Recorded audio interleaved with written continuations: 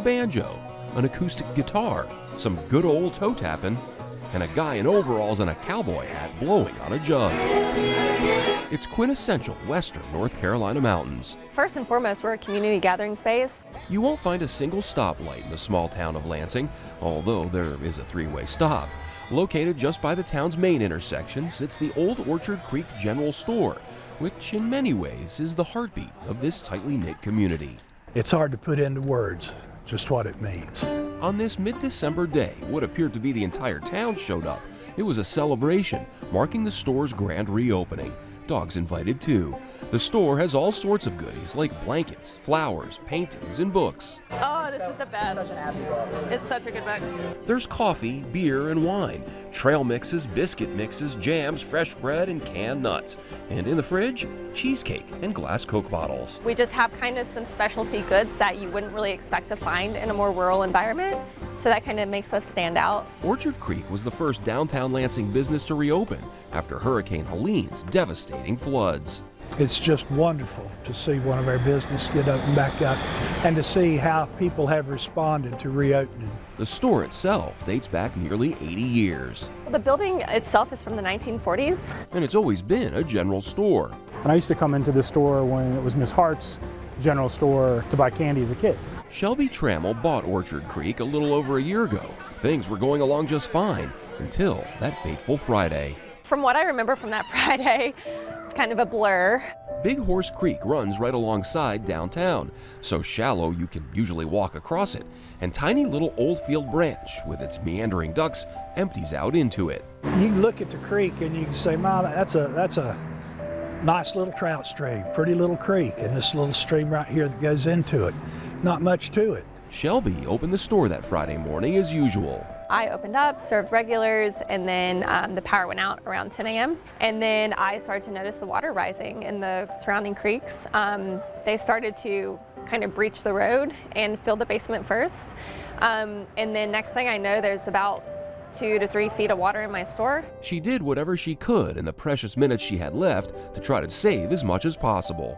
It was a frantic race against time. But the water rose so fast, Shelby had to get out. It was about when the water was around chest high that I decided I knew that I needed to get out. You could not have imagined that kind of raging water that we saw and the strength of it.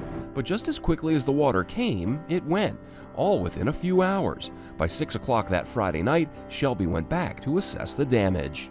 I was in a state of shock, honestly. The water lifted up commercial equipment that weighed hundreds and hundreds of pounds. All my inventory kind of sopped in mud, and everything was pretty much ruined. Most of the downtown businesses had anywhere from 4 to 8 feet of water. All down the street, I mean, from here all the way down, it was, the businesses were devastated. After the initial shock wore off, attention quickly turned to cleanup. Mud a foot deep everywhere, and everything in the store, from plywood, drywall, and insulation, had to come out. On the one hand, I was grieving that first week, and then also trying to formulate what do I do, how do I move forward. The total loss at the general store was valued at $300,000.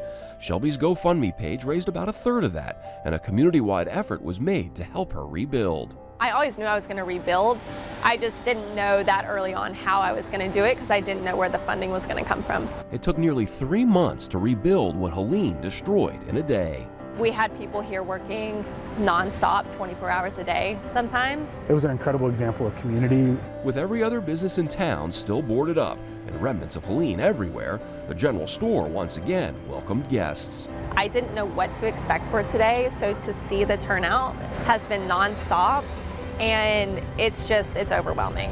We've seen locals, we've seen second homeowners, we've seen tourists and visitors come in and really just to celebrate the fact that this is back.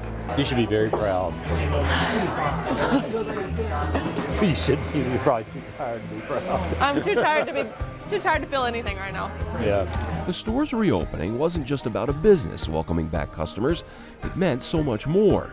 It represented a beacon of hope, a shining light for a small town that has been through so much.